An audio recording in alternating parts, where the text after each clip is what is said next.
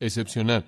Quería que estuvieran separados, quería que fueran diferentes, para que la gente pudiera verlos, vieran que eran diferentes, vieran las características positivas que poseían y se vieran atraídos al Dios, quien era su Dios, quien hacía todo esto posible. Y entonces realmente su identidad única tenía que ver con su testimonio. El hecho de que alcanzaran al mundo dependía del hecho de que el mundo los viera y viera algo en ellos que ellos deseaban, un tipo de vida que era diferente. Dios quería que fueran un testigo nacional. Dios necesitaba un testimonio nacional. Israel fue ese testigo. Y entonces vivieron conforme a todos estos estándares para mostrar a Dios. De hecho, Isaías 43:21 dice, a este pueblo formé para mí mismo, mostrarán mi alabanza. En otras palabras, los he apartado de una manera tan única que van a ser un testimonio vivo de mí en el mundo. De hecho, en Éxodo, creo que es el capítulo 19, la Biblia llama a los judíos un reino de sacerdotes. Ahora, la función de un sacerdote era llevarle a los hombres a Dios. Llevarle a los hombres a Dios. Y eso es exactamente lo que Israel debía hacer. Los hombres debían ver a Israel, ver la identidad distintiva de Israel debido al tipo de conducta que mantenían, y vinieran a ellos y dijeran, ¿qué es lo que te hace vivir así? Y entonces Israel los llevaría a Dios. Y entonces, en el sentido genuino, eran un reino de sacerdotes. Y el gancho realmente que consistía en enganchar a los hombres y atraerlos a Dios era su identidad única conforme seguían ciertos patrones éticos, ciertos principios de conducta. En Deuteronomio capítulo 4, simplemente para ayudarnos a pensar en términos bíblicos, dice en el capítulo 4, vamos a comenzar en el versículo 5, He aquí os he enseñado estatutos y ordenanzas o leyes, así como Jehová mi Dios me mandó, para que los pongáis por obra en la tierra a la cual vais para poseerla. Ahora escuchen, guardad, por tanto, y hacedlos. En otras palabras, Dios les ha dado leyes para que sean mantenidas, para que sean guardadas, para que sean obedecidas. Porque esta es vuestra sabiduría y vuestra, ahora observe, y vuestro entendimiento a los ojos de las naciones. Como puede ver, esto es lo que los aparta como sabios y entendidos a los ojos de las naciones, que oirán todos estos estatutos y dirán, ciertamente esta gran nación es un pueblo sabio y entendido. Porque ¿qué nación es tan grande que tenga a Dios cercano a ellos? Como puede ver, el mundo debe verlo usted y decir, wow, esas personas tienen estándares, tienen ciertos principios que funcionan, que operan. ¿Hay algún pueblo tan cercano a Dios como ellos? Ese es un testimonio dinámico. Y entonces la gente que quería conocer a Dios vendría a ellos y ser presentados a Dios.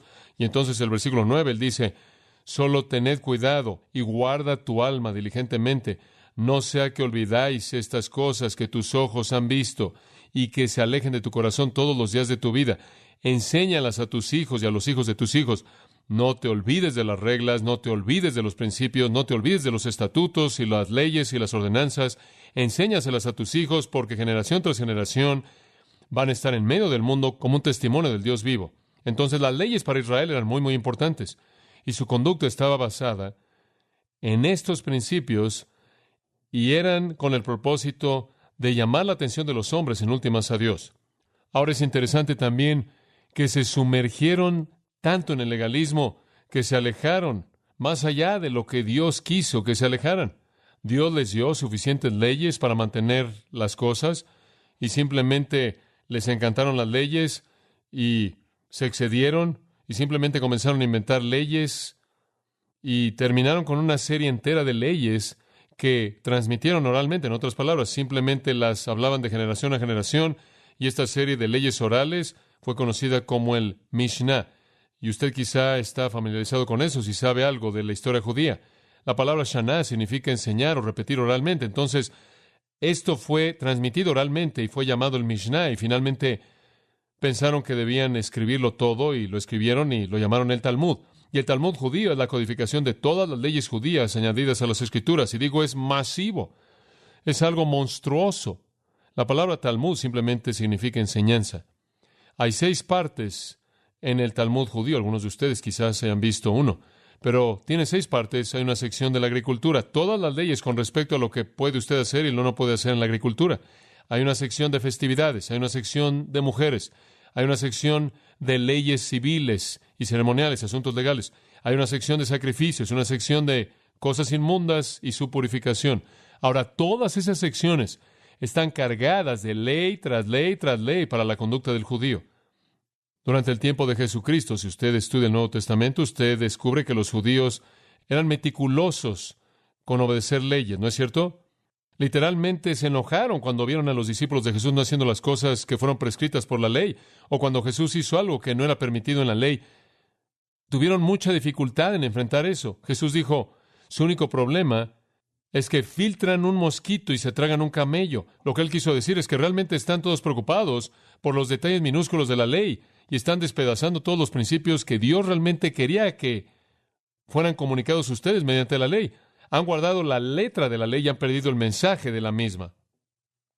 No obstante, para cuando usted llega al grupo de judíos a quienes se le está escribiendo el libro de Hebreos, son legalistas, créame.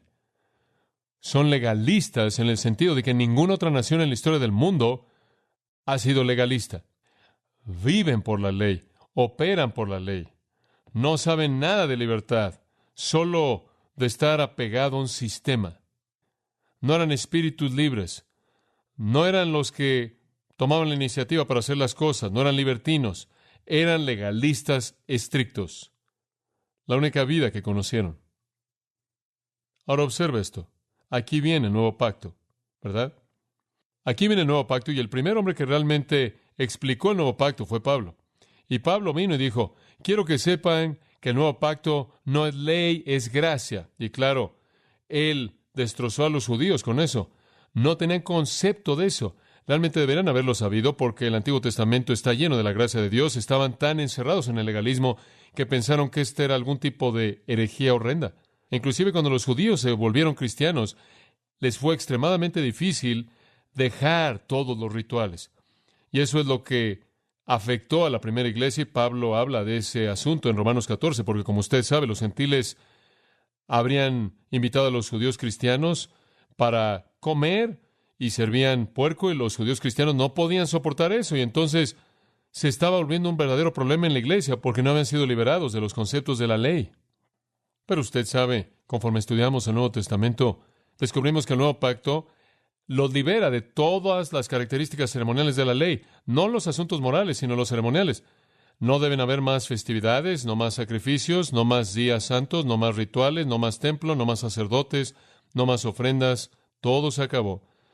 Todos esos estándares pequeños, insignificantes, legalistas, han pasado. Todo es gracia. En la cruz Jesús dijo, tetelestai, consumado es. Él lo hizo todo. Y lo único que tiene que hacer es creer. Bueno, usted sabe, para que un judío enfrente ese es un problema muy, muy difícil, muy difícil. La obra perfecta llevada a cabo por el sumo sacerdote perfecto a través de un pacto perfecto, quien ofreció un sacrificio perfecto, trae promesas perfectas y salvación perfecta. ¿Y qué hago yo? Simplemente cree usted, ¿se da cuenta? Y el judío dice, no puedo enfrentar eso. Esa cruz va en contra de todo lo que he conocido. ¿No tenemos que hacer algo? Digo, ¿no hay algún estándar? Digo, me sentiría tan cómodo si tuviera unos cuantos.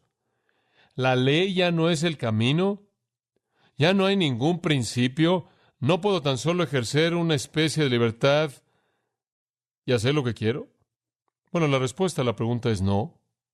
Debido a que usted se convierte en un cristiano, no significa que de pronto ya no hay ninguna regla. Dios tiene estándares. Ahora, yo creo que si usted entra con eso en el capítulo 13, en su mente, usted va a entender lo que él está confrontando. Él necesita cerrar este libro con algunos principios. De lo contrario, va a dejar a algunos judíos realmente tratando de entender cuál es su obligación hacia Dios, porque ellos saben que Dios no ha cambiado y Dios espera ciertas cosas de sus hijos, sean antiguo o nuevo pacto. Y entonces, conforme usted llega al capítulo 13, el Espíritu Santo presenta un sí resonante a sus preguntas y dice, sí, hay estándares. No los salvan, no los llevan a Dios, ni siquiera hacen que usted le caiga mejor a Dios. Usted le cae bien a Dios de manera total. Él lo ama a usted de manera infinita. Pero hay algunos estándares que son muy, muy importantes. Y usted puede imaginar a un judío diciendo, bueno, ya no somos el testigo nacional. Hemos sido reemplazados por la iglesia. Hombre, Se acabó la presión, disfruta de la vida. Digo, no necesitamos ya sobresalir en el mundo, no necesitamos obedecer los estatutos y mandamientos que las naciones podrían ver y decir de nosotros, miren, deben pertenecer a un Dios que está por encima de todos los dioses. Hombre, debemos volvernos ese Dios. No, ya no tenemos que hacer eso más. Hombre, se acabó. Israel ha sido temporalmente hecho a un lado. La iglesia está vigente. Simplemente podemos relajarnos. El Espíritu Santo dice, no, son parte de la iglesia. La iglesia está constituida de judío y gentil. Los estándares no son minimizados en absoluto. Los estándares están ahí. Dios espera que usted se conduzca de tal manera que los hombres todavía vean sus buenas obras y hagan ¿qué? Glorifiquen a vuestro Padre que está en los cielos. Eso no ha cambiado en absoluto. Y entonces, mientras que Israel ya no es una nación testigo, el cuerpo entero de la iglesia, judío y gentil, es el testigo de Dios. Y entonces hay principios. Y entonces, conforme usted llega al capítulo 13, eso es lo que realmente Él simplemente delinea. Él simplemente va por el capítulo dando algunos principios muy básicos para la vida cristiana para que podamos tener un testimonio en el mundo. Ahora vemos tres cosas en el capítulo y nunca podemos llegar a las últimas dos. Llegaremos ahí la próxima semana. Vemos ética, los principios, ejemplo, el patrón que debemos seguir. Energía, el poder que lo hace posible. Tenemos los principios, tenemos una vida ejemplar que seguir y tenemos la energía para hacerlos operar. Ahora hemos estado hablando de los principios, la ética. Y vemos eso en los primeros 19 versículos, la ética de la vida cristiana, y son dados. Y realmente lo que sucede aquí es que todo en cierta manera es reducido a conceptos generales simples. En primer lugar, simplemente permítame decir esto. Hay tres categorías de ética cristiana. Número uno, en relación a otros. Cubrimos eso, ¿verdad? Y en relación a otros, Él pide dos cosas. Amor sostenido y empatía. Amor sostenido y empatía. El amor simplemente va a cubrirlo todo, ¿no es cierto? Y preocúpense unos de otros. Después, la segunda categoría, comenzando en el versículo 4, fue en relación a nosotros mismos. Hay algunos estándares muy importantes en relación a nosotros mismos. Número uno fue pureza sexual, versículo 4. Honrosos en todos el matrimonio y el lecho sin mancilla, pero a los fornicarios y a los adúlteros los juzgará Dios. Leí en donde Pablo dijo que cuando usted peca en el sexo, usted peca contra su propio cuerpo. La segunda en relación a nosotros mismos es satisfacción. ¿Se acuerda eso de el último domingo por la noche, versículos 5 y 6? Aprendan a estar sin avaricia, aprendan a estar satisfechos con las cosas que tienen y sepan que el Señor va a ayudar y va a cuidar de sus necesidades. Entonces, en relación a nosotros mismos, debe haber pureza sexual y satisfacción. En tercer lugar, y vamos a retomarlo en este punto, en esta noche, debe haber perseverancia. En relación a nosotros mismos, Dios desea que seamos perseverantes. Observa el versículo 9, y lo voy a leer.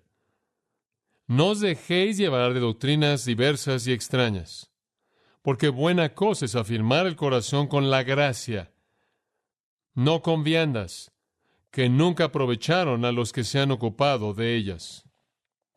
Ahora, aquí les está diciendo, no se atoren en el legalismo. Sí, hay estándares morales, pero no son los asuntos ceremoniales externos como lo que ustedes comen. Observe lo que dice, que su corazón está establecido con ¿qué? Gracia, no ley.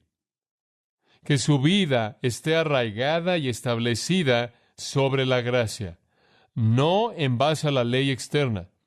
Cosas superficiales como leyes ceremoniales, y cierto tipo de alimento, y cierto tipo de ropa, y cierto tipo de días santos, y cierto esto, y cierto aquello, las cuales no les han aprovechado a aquellos que se han ocupado con ellas. Él dice, miren, de hecho, todos aquellos que están atorados aún en el judaísmo todavía están cumpliendo con todas las leyes y están perdidos, están perdidos. Ahora regrese por un momento al versículo 7. Acordaos de los que tienen autoridad sobre vosotros, que os hablaron la palabra de Dios. Considerad cuál sea el resultado de su conducta e imitad su fe. Él dice esto, miren a aquellos que vinieron antes de ustedes y vean cómo permanecieron fieles. Después él dice en el versículo 8, Jesucristo es el mismo ayer, hoy y por los siglos. Véanlo. ¿Cambió él? ¿Acaso los que fueron sus padres espirituales cambiaron? Versículo 7, no. ¿Acaso el que es su creador espiritual cambió? Versículo 8, no. Entonces, versículo 9, tampoco cambien ustedes. No sean llevados con doctrinas diferentes y extrañas. La palabra ser llevados simplemente significa ser quitados. Quédense en donde están.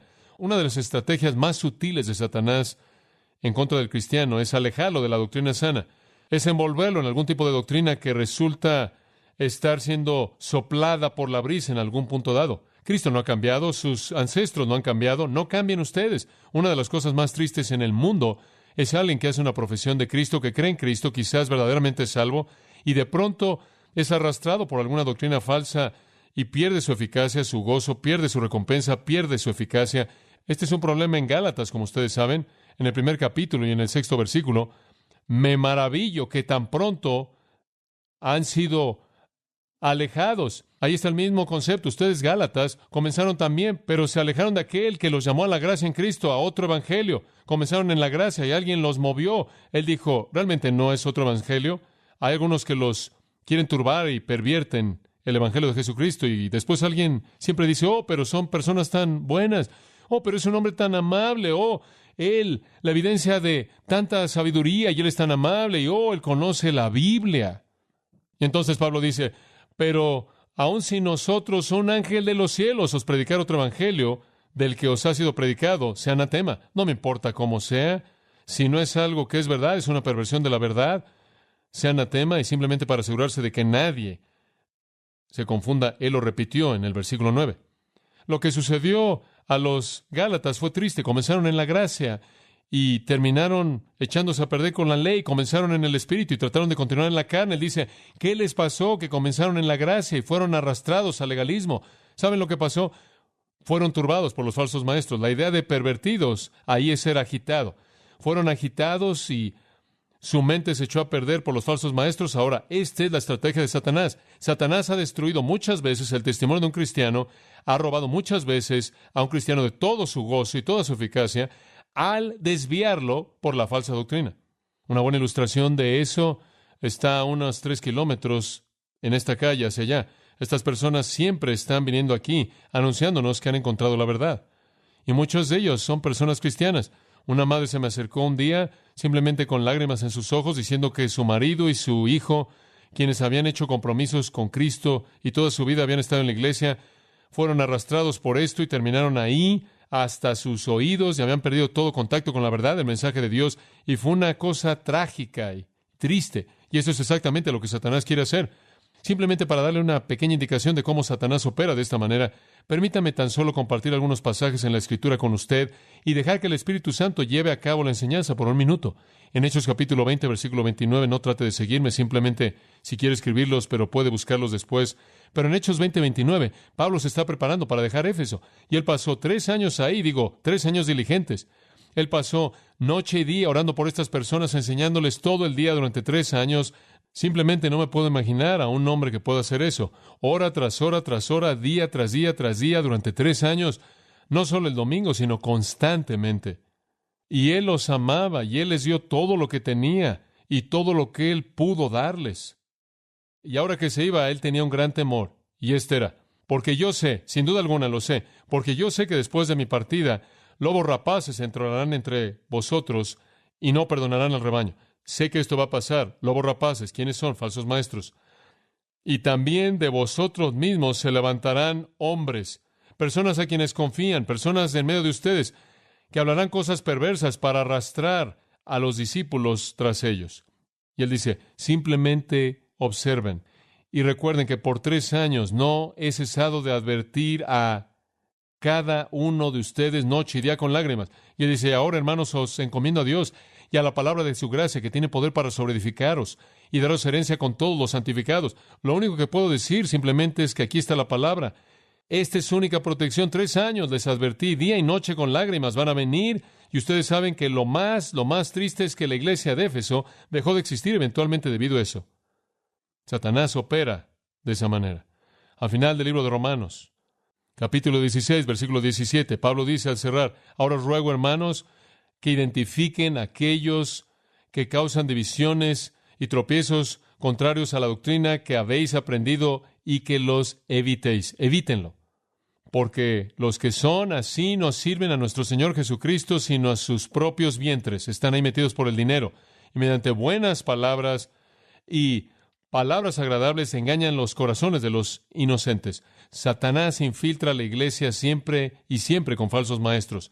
En 2 Corintios capítulo 11, versículo 13, el Espíritu de Dios continúa hablando y Él dice esto: porque tales son falsos apóstoles, obreros fraudulentos. Observen esto: transformándose en apóstoles de Cristo. La gente dice, bueno, Él habla acerca de Cristo y Él parece ser realmente un creyente en Jesús. Claro. Si viniera y le dijera a usted que Él era un creyente en Buda, usted no lo escucharía. Y Él dice, no le sorprenda, no se sorprenda porque Satanás mismo se transforma en ángel de luz. Por lo tanto, no es algo grande si sus ministros también se disfrazan como ministros de justicia, cuyo fin será conforme a sus obras. Claro, Satanás va a funcionar de esta manera. En Colosenses capítulo 2, versículo 4. Y esto digo, no sea que alguno os engañe con palabras engañosas. Versículo 8. Guardaos, no sea que alguien os eche a perder mediante filosofía y engaño vano, mediante la filosofía de los hombres, siguiendo la tradición de los hombres y los rudimentos del mundo, y no, según Cristo. No escuchen a filosofías que los alejan.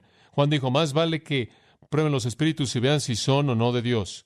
Primera de Juan 4:1. En Judas, esa pequeña epístola, versículo 3, amados, cuando di toda diligencia para escribiros acerca de la salvación que tenemos en común, me fue necesario escribiros y amonestaros a que contendáis ardientemente por la fe. Van a tener que pelear para aferrarse. ¿Por qué? Porque ciertos hombres se han infiltrado, que desde la antigüedad fueron ordenados para esta condenación, hombres impíos, que convierten la gracia de nuestro Dios en libertinaje y niegan al único Señor Dios y a nuestro Señor Jesucristo. Siempre, siempre, siempre falsos maestros.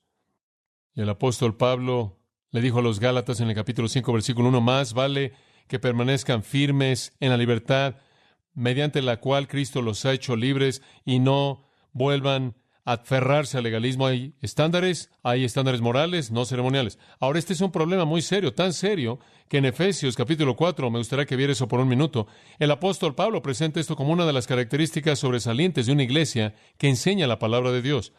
Dios sabe que la batalla más grande que peleamos en la iglesia es la pureza de la iglesia doctrinalmente, porque a partir de ahí brota cualquier otro asunto. Si no tenemos doctrina pura, enfrentamos problemas terribles. Y entonces Él sabe que si necesitamos doctrina pura, a esto tenemos que dirigir nuestra atención. Entonces Él da a la iglesia en el versículo 11, apóstoles, profetas, evangelistas, pastores, maestros, a fin de perfeccionar a los santos para la obra del ministerio, para la edificación del cuerpo de Cristo, para producir la unidad. Después, versículo 14, ¿por qué? ¿Por qué todo esto? Para que ya no seamos niños, llevados por doquier, por todo viento de doctrina, por estratagema de hombres. Estratagema, la palabra en el griego significa aventar los dados. Y cargados, mediante la estratagema de hombres que esperan para engañar. Él dice, edifiquen a la iglesia, hombres, edifiquen a la iglesia para que llegue a la estatura de la plenitud de Cristo, porque si no, van a ser arrojados de aquí para allá por la doctrina falsa. Y sabe una cosa, usted véalo cómo sucede. Simplemente vea la iglesia en la actualidad, bajo el nombre de Jesucristo, y vea cómo la iglesia tiende a seguir toda nueva ola de lo que surge. Satanás siempre se va a esforzar por operar en el área de la doctrina falsa. Y la iglesia puede ser como niños pequeños. Usted sabe, como sus niños pequeños, como los de usted y los míos, están arrastrándose ahí en el suelo y no tienen idea de lo que entra a la boca, lo que debe entrar a la boca y lo que no debe entrar. Se lo meten todo ahí. ¿Por qué? No tienen capacidad de discernir. Ni siquiera saben lo que es bueno para ellos. Si usted le dijera a un niño que para cuando tuviera 13 años él podría decidir qué va a comer, él habría muerto ya para cuando llegara a los 5 años. Él habría muerto nada más de puros dulces. Los niños no tienen capacidad de discernir lo que es bueno. Y ese es exactamente el problema en la iglesia. La iglesia en la actualidad, debido a una falta de enseñanza doctrinal sólida, está poblada en términos masivos por bebés que se tragan lo que todo el mundo dice porque no tienen la madurez para discernir. Una de las cosas más tristes que veo en este punto con frecuencia en el ministerio es un hombre que le dice a su congregación lo que está bien y lo que está mal, sin darles jamás principios, y por eso tienen que seguirlo como si fueran bebés. No solo necesitamos enseñarle a la congregación qué evitar, sino que necesitamos enseñarles los principios que les van a permitir formar sus propias convicciones al respecto y tomar sus propias decisiones. Y entonces es muy importante que se nos enseñe doctrina. Aquí es donde entra Satanás. Permítame profundizar y repasar un pasaje que usted conoce, Primera de Juan 2. Usted no puede ser estable, usted no puede perseverar hasta que usted esté nutrido por la doctrina.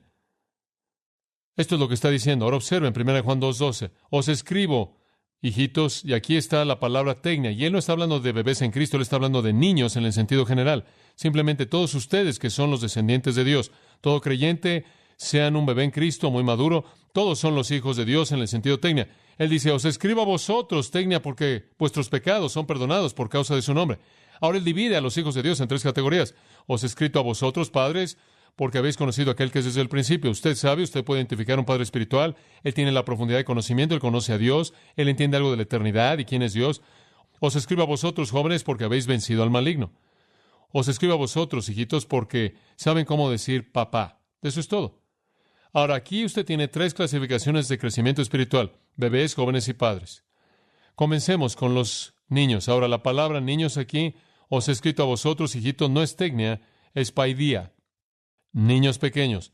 Para distinguirlos del término general tecnia, refiriéndose a todos los cristianos, él los aísla específicamente como los pequeños. Y lo único que un pequeño realmente sabe es el Padre. Es el apego, su deleite, su dependencia, es confianza simple. Romanos 8:15, Abba Padre, ese es un niño. Hay algunos cristianos que realmente no saben nada más que eso. Pero los jóvenes conocen más que eso. Versículo 13, habéis vencido al maligno. Fabuloso. Versículo 14, él dice, os escribo a los jóvenes a la mitad, porque sois fuertes y la palabra permanece en vosotros y habéis vencido al maligno. ¿Sabe una cosa? Solo hay una manera de vencer al maligno y es tener la palabra morando en usted. ¿Y cómo es que el maligno opera? Él aparece como un ángel de ¿qué? Luz, le dije antes, lo repito. Satanás opera en el área de doctrina falsa. 99 de 100 veces, ahí es en donde él está ocupado. Satanás no creo está ocupado en el bar local. No creo que Satanás está funcionando en todo tipo de cosas así. Creo que la carne, los deseos de la carne, todo eso se encarga de sí misma. Satanás opera en el área de la religión. Él es un ángel de luz. Él se enmascara en la religión. Él es un falso profeta. Y entonces, como puede ver, no es sino hasta que usted crece en la palabra, hasta llegar a la estatura de un joven, que usted literalmente lo vence. ¿Sabe usted quién es vulnerable a la falsa doctrina? Los bebés, ¿verdad? Él dice, jóvenes, la palabra permanece en ustedes y ustedes lo vencen. En otras palabras, si he crecido al nivel de un joven espiritualmente, la doctrina falsa no es mi problema. La Biblia dice que cuando usted es salvo, usted vence al mundo. Cuando usted llega a ser un joven, usted vence al diablo. Hay una cosa que usted nunca vence. ¿Qué queda? La carne. Esperamos la glorificación de nuestros cuerpos para vencer la carne. Pero cuando usted llega a cierto punto en su madurez en la palabra de Dios, la doctrina falsa ya no es un problema. Pero mientras que usted sea un bebé, lo es. Ahora, con eso en mente, leyendo de nuevo de nuestro pasaje en Hebreos, veamos lo que él está diciendo. No seas llevados con doctrinas varias y extrañas, porque es bueno que el corazón sea establecido con gracia, no con viandas, las cuales no aprovechan a aquellos que se ocupan en ellas. ¿Qué es lo que él ha estado diciendo? No sean bebés, no sean arrastrados a la falsa doctrina. Ahora, si usted va a evitar eso, ¿qué tiene que hacer? ¿Ser nutrido en qué? En la sana doctrina. Y de nuevo, usted regresa al mismo principio que hemos repetido tantas veces, que la palabra de Dios es la clave. Ahora usted observa que él dice aquí, usted sabe, la vida cristiana no gira en torno a la ley ceremonial, no alimentos, no carnes o alimentos, y los judíos estaban tan acostumbrados a las leyes alimenticias y rituales alimenticios que era difícil para ellos dejar eso.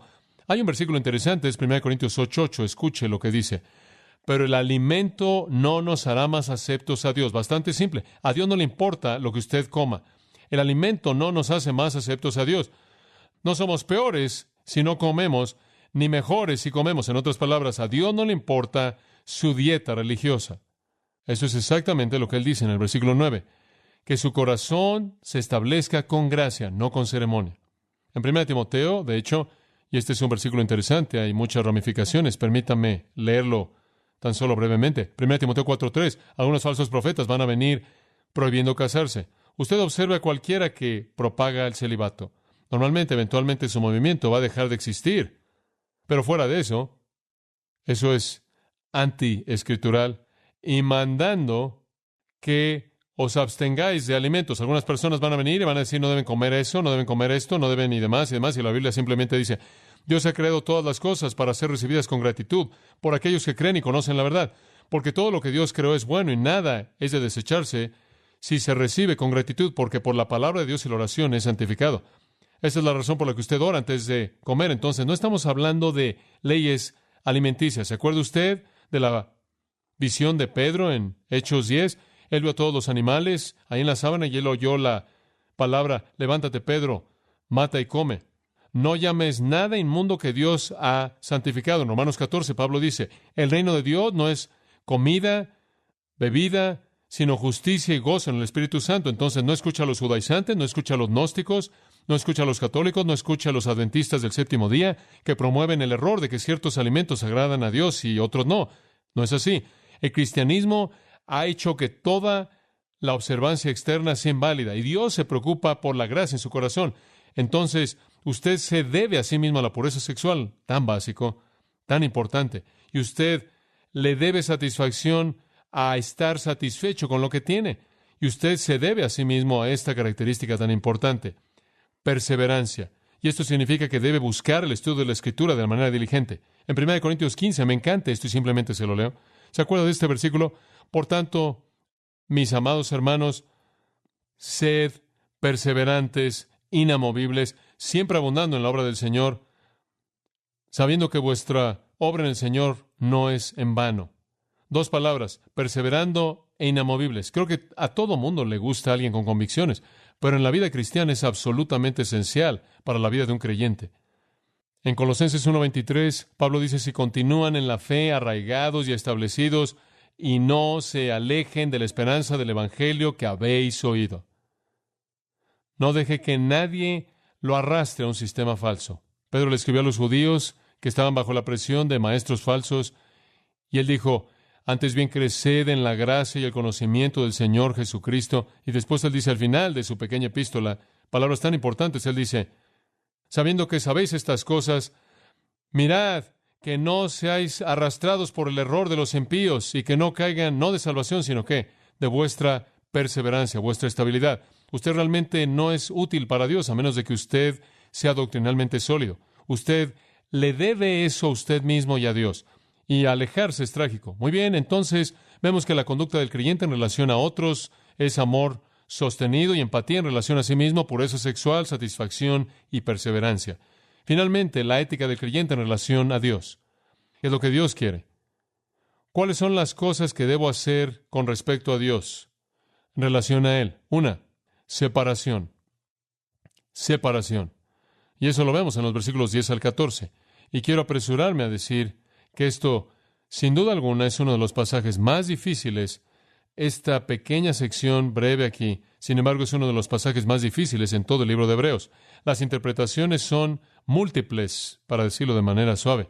No estoy aquí como una autoridad dogmática. Le voy a dar un par de posturas y le voy a decir lo que yo pienso, y si usted quiere profundizar en su estudio, usted lo puede hacer. Comenzando en el versículo 10, permítame tan solo leer para que usted tenga una idea del texto. Leyendo los primeros dos versículos. Tenemos un altar, del cual no tienen derecho de comer los que sirven al tabernáculo, porque los cuerpos de aquellos animales cuya sangre a causa del pecado es introducida en el santuario por el sumo sacerdote, son quemados fuera del campamento. Le dije, ahora, ¿de qué estamos hablando aquí? Esto es como el hombre dijo, tratando de desarmar lo inescrutable. Ahora, tenemos un altar. Entendí eso. ¿Entendió eso? Muy bien, tenemos un altar. Ahora, ¿qué altar tenemos? Bueno, algunos dicen que esto se refiere al altar físico, y esa es la razón por la que en algunas iglesias usted tiene un altar. Algunas personas dicen que la iglesia debe tener un altar porque dice tenemos un altar. Pero ese no puede ser el altar del que está hablando, del cual no tienen derecho de comer. ¿Qué tipo de comida se lleva a cabo en el altar? Bueno, algunos inclusive han dicho la mesa de comunión. Bueno, ¿cómo podría tener una mesa de comunión de la cual no podría comer? Eso no tiene sentido. En el versículo 11, de cualquier manera, él dice, habla de los cuerpos de los animales cuya sangre es llevada ahí. Eso no se oye para mí como la iglesia. No, de hecho, la evidencia aquí está en no comer, no en comer. En segundo lugar, algunos dicen que se refiere a un altar celestial. Apocalipsis 6 habla de un altar celestial, y él está diciendo, tenemos un altar en el cielo. Bueno, eso tampoco tiene sentido alguno, del cual no tienen derecho de comer aquellos que sirven en el tabernáculo. ¿Qué tiene que ver eso con el altar en el cielo? De cualquier manera no se va a comer ahí. ¿Y qué es esto de los cuerpos de animales? ¿Qué bestias son quemadas en el altar en el cielo? Otros dicen, no, se refiere a Cristo. ¿Cómo podría referirse a Cristo? Tenemos un altar del cual no tienen derecho a comer. Jesús dijo en Juan 6, ni siquiera puedes conocer a Dios a menos de que comas mi carne y bebas de mi sangre. Ahora le voy a decir lo que creo que es.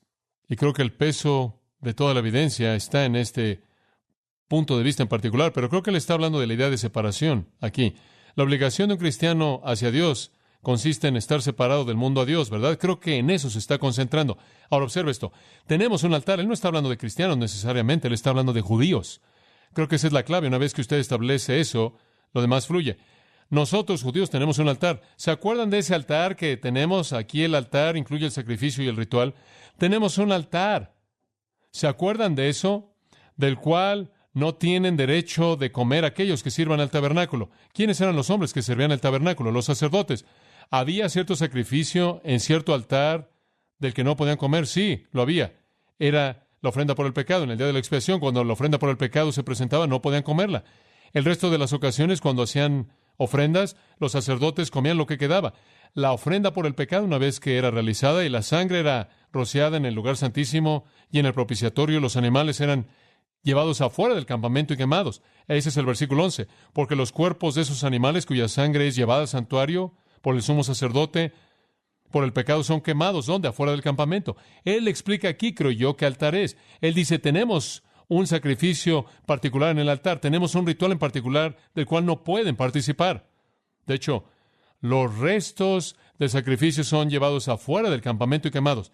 Esto, ¿sabe lo que es esto? Es una analogía. Lo único que está haciendo es darles una analogía para enseñarles un principio. Aquí está el principio. Necesitan separarse del sistema. Usted sabe, como esas ofrendas por el pecado que nadie podía tocar, sino que tenían que ser llevadas afuera del campamento, necesitan estar tan separados del campamento del mundo. Eso es esencialmente lo que está diciendo. Él simplemente está haciendo una pequeña analogía. No la puede empujar muy lejos. Él está diciendo, como los animales en la ofrenda por el pecado eran llevados afuera, el creyente necesita ser quitado de los hombres pecaminosos, quitados del sistema, quitado del mundo y apartarse. Ahora, él profundiza en el versículo 12 al identificar a Jesucristo. E incidentalmente, la gente de cualquier manera no quería tener una parte en la ofrenda por el pecado. No querían participar de eso. Versículo 12 dice, por lo cual también Jesús, para santificar al pueblo mediante su propia sangre, padeció fuera de la puerta. Jesús estaba apartado del sistema, ¿no es cierto? En el Antiguo Testamento los judíos tomaban esos cuerpos de esas ofrendas por el pecado, tanto las ofrendas de los sacerdotes como las del pueblo, y los sacaban del campamento. No querían tener nada que ver con esas ofrendas por el pecado. Las separaban de sí mismos. Jesús hizo lo mismo. El sistema no quiso a Jesús tampoco. Lo expulsaron. Él sufrió afuera de la puerta y él santificó al pueblo con su propia sangre.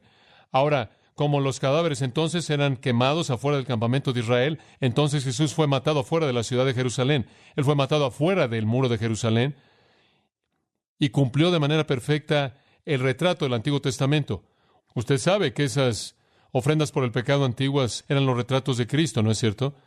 Y entonces cuando Él vino, Él sufrió afuera, como la ofrenda había sido sacada. Ahora, no quiero explicar más que eso. Ambas fueron rechazadas. La ofrenda por el pecado rechazada. No querían comerla, lo sacaron. Jesús rechazado, lo sacaron. Y tampoco querían tener que ver con Él. Y entonces Él lleva el punto al versículo 13. Salgamos, por tanto, afuera del campamento llevando su menosprecio, porque no tenemos una ciudad continua, sino que buscamos una venidera. Separémonos también del sistema. Nosotros, judíos, tenemos un altar, entonces, y en él hay un sacrificio que nadie puede comer. Los cuerpos son rechazados, sacados de la ciudad y quemados. Jesús, la ofrenda por el pecado verdadera, también fue rechazado por el sistema, pero por una razón diferente. Él no está estirando la analogía, él simplemente está diciendo, esto es como Jesús, quien también estuvo sufriendo afuera de la ciudad. Y claro, hay muchas diferencias. Usted no puede excederse, como dije, porque el animal era matado antes de que fuera sacado. Cristo murió afuera y Jesús estuvo dispuesto a ir. Él estuvo dispuesto para que pudiera santificar al pueblo con su propia sangre. Él fue menospreciado, él fue rechazado, él fue odiado. Él fue rechazado, él fue traicionado, arrestado, objeto de burla, golpeado, matado como un criminal común, y él aceptó cada parte de esto para derramar su sangre a favor de los hombres. La Biblia dice aquí en el libro de Hebreos, sin derramamiento de sangre no hay perdón de pecados. Jesús sabía eso, y él derramó su sangre por el perdón de pecados. El sacrificio del Antiguo Testamento era una vergüenza para el pueblo y lo sacaban. Jesús fue objeto de vergüenza y lo sacaron, aunque no sabían que él era la ofrenda por el pecado verdadera. No pensaron en eso. Y el punto práctico es este. Usted y yo debemos estar dispuestos a salir del sistema y a llevar el menosprecio y la vergüenza que tanto la ofrenda por el pecado y Cristo mismo llevaron al ser rechazados por los hombres. Moisés lo hizo, capítulo 11, versículo 26, estimando el vituperio de Cristo como riquezas mayores que los tesoros en Egipto. Moisés consideró el estigma que reposa en el ungido de Dios como una riqueza mayor que los tesoros en Egipto. Y entonces el escritor de Hebreos está diciéndonos en el 13:13, deben considerar el estigma, el menosprecio de Cristo, como algo de mayor valor que los tesoros del sistema. Sálganse, eso es lo único que está diciendo. Entonces aquí veo una división muy clara entre los versículos 9 y 10. Él simplemente dice, tenemos un sacrificio en el que la característica es separación. Cristo fue separado de los hombres, ustedes también sepárense. Ahora, Pablo define este concepto en 2 Corintios capítulo 6, en algo de detalle. Permítame leerle estas palabras. No os unáis en yugo desigual con los incrédulos. Porque ¿qué comunión tiene la justicia con la injusticia? ¿Y qué comunión tiene la luz con las tinieblas? ¿Y qué concordia tiene Cristo con Belial o Satanás? ¿Qué parte tiene el que cree con un incrédulo? ¿Qué acuerdo tiene el templo de Dios con los ídolos? Pablo dice, no tengan nada que ver con el sistema. Ustedes son diferentes. Otra cosa que nuestro autor puede estar recordando aquí, y debido a que no estoy en este contexto como un judío viviendo en esa época, no puedo estar seguro, pero tengo una pista en mi mente que en el versículo 13 también él tiene algo más en su mente y parece que él está entretejiendo varios pensamientos juntos y me deja algo confuso, pero con frecuencia ese es mi problema. De cualquier manera, en el versículo 13 él puede tener esto en su mente. Usted se acuerda que en un punto, en la época en la que Israel estuvo dando vueltas en el desierto, Dios fue rechazado por Israel. Y Dios, ¿se acuerda usted?, se movió afuera del campamento y manifestó su presencia fuera del campamento. Y después del incidente del becerro de oro, Moisés sacó su tienda y la colocó afuera del campamento de Israel. Y usted recuerda que fue llamada la tienda del testimonio. Y entonces toda persona que quería acercarse a Dios tenía que salir del campamento de Israel y acercarse ahí. ¿Por qué? Israel lo había rechazado en términos generales. Y Dios se apartó y dijo, si vienen a mí, tienen que apartarse del sistema. ¿Saben una cosa, amados? Yo creo que eso es exactamente lo que Dios está diciendo en la actualidad. Si van a venir a mí, van a tener que salir del sistema. Van a tener que apartarse de ellos y no tocar lo inmundo y apartarse para mí. O sea que la analogía del sacrificio en el Antiguo Testamento afuera de la puerta, la analogía de Cristo sufriendo afuera de la puerta, o sea, la idea de la tienda del testimonio afuera de la puerta, el mensaje es el mismo, separación. La gente me dice, MacArthur, ¿crees en la separación bíblica? Claro. Y la separación bíblica es esta. No tengas nada que ver con el sistema. Ahora, necesita usted aclarar eso en cierta manera, pero permítame darle una afirmación simple. No améis al mundo, 1 Juan 2:15, ni las cosas que están en el mundo. No amen el sistema. Ahora, ¿qué era el sistema para ellos? ¿Qué era? Judaísmo. ¿Qué es lo que él está diciendo entonces al lector judío aquí? Sepárense del judaísmo, salgan del sistema de ley, legalismo, ceremonialismo, salgan del campamento a Cristo quien está allá afuera. O seguro va a tener usted que sufrir. Jesús dijo, en el mundo tendréis aflicción, pero tened ánimo, yo he vencido al mundo. Más adelante o antes, en el capítulo 15, él dijo, no les sorprendan si los matan, me lo hicieron a mí, ¿están dispuestos a llevar mi vituperio? Dice usted, bueno, ¿acaso esto significa que nos vamos a vivir en un monasterio, usted sabe, y nos volvemos algo raros? ¿Y esto significa que dejamos de comprar ahí en el supermercado que vende licor y no vamos a McDonald's y el que toma la orden no es cristiano? ¿Acaso esto significa que no nos involucramos en nada en donde hay gente no salva? Claro que no. Jesús dijo, Padre, en Juan 17:15, No oro que los saques del mundo. Simplemente guárdalos del que está a cargo del sistema. Ahora, si quiero ir de aquí a Filadelfia, no voy por todos lados tratando de encontrar a un piloto cristiano. Simplemente me subo al avión. Ahora, eso no significa que participo en todo lo que pasa ahí. No tengo que aceptar la champaña gratuita. Me acuerdo en una ocasión en Portland, en donde tuvimos un problema de motores y estuvimos ahí. Siempre me da gusto cuando aterrizan y dicen que tenemos problemas. Nada más no quiero oírlo cuando estamos en el aire. Entonces dicen van a ser unas cuantas horas y había una convección de los leones en el avión y el hombre que estaba a mi lado, en cierta manera era un hombre que estaba contento cuando se subió. Después de un rato vino la sobrecargo y dijo, vamos a estar aquí por un tiempo indeterminado, no sabemos cuánto va a ser, ninguno de los pasajeros va a poder dejar el avión porque podrá ser arreglado momentáneamente, entonces mientras tanto estaremos sirviendo bebidas gratis. Pasaron 4 horas, el hombre a mi lado estaba tan borracho que difícilmente podía mantener su cabeza en alto y empezamos a hablar y era algo trágico. Y bueno, usted sabe, fue otra ilustración para mí. Estaba en ese avión y ese avión en un sentido real es parte del mundo. Sin embargo, yo no estuve involucrado en absoluto en el sistema, no tenía nada que ver. De hecho, finalmente el hombre me dijo, él dijo, has estado sentado aquí y no has tocado una gota. Usted sabe. Él dijo, ¿a qué te dedicas? Y yo dije, bueno, yo soy un predicador. Nunca olvidaré su reacción. Él saltó del asiento y comenzó a gritar por todo el avión. No van a creer lo que tenemos aquí. Entonces, en cierta manera, usted sabe, unos 10 hombres se acercaron a mi asiento durante los últimos 20 minutos y simplemente me inundaron de preguntas. Una situación interesante. Lo que pasó es que antes de que llegáramos a Los Ángeles, este hombre había compartido una historia de que estaba destrozado, que simplemente despedazaría su corazón si lo oyera. Pero lo que pasó, usted sabe, es que podía estar ahí, no tener nada que ver con el sistema. Una cosa es estar ahí y otra cosa es amar lo que el mundo ama. Y le voy a decir algo más. No es solo lo que usted hace, es una actitud. Usted es tanto una parte del sistema si usted no lo hace, pero desearía hacerlo. ¿Sabe una cosa? Algunos cristianos, como lo he dicho antes, no hacen cosas malas, nada más que anhelarían hacerlas. Eso es estar enamorado del sistema y como cristiano Dios dice que debamos separarnos. Salga del sistema, apártese para Dios. Es una actitud.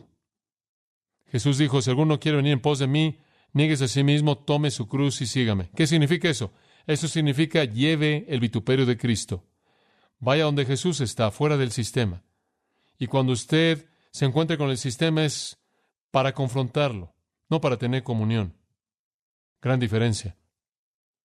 Y las únicas personas que realmente se identifican con Jesucristo son los que realmente están dispuestos a pagar el costo y salirse. ¿Qué dicen? 2 Timoteo 3:12, los que quieran vivir piadosamente en Cristo Jesús padecerán persecución. Los que vivan piadosamente, muchos cristianos no viven piadosamente, no son perseguidos, nunca se apartan del sistema.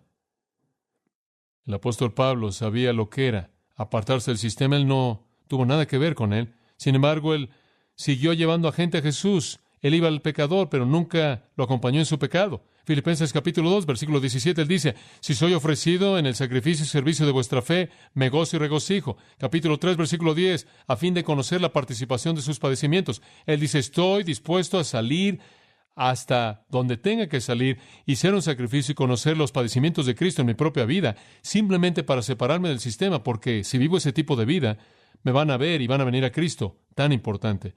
En 1 Corintios capítulo 4, versículo 10, somos necios por causa de Cristo. Y aquí, simplemente lleno de sarcasmo, Pablo dice, somos necios por causa de Cristo, pero ustedes son sabios en Cristo. Somos débiles, pero ustedes son fuertes. Son honorables, somos menospreciados.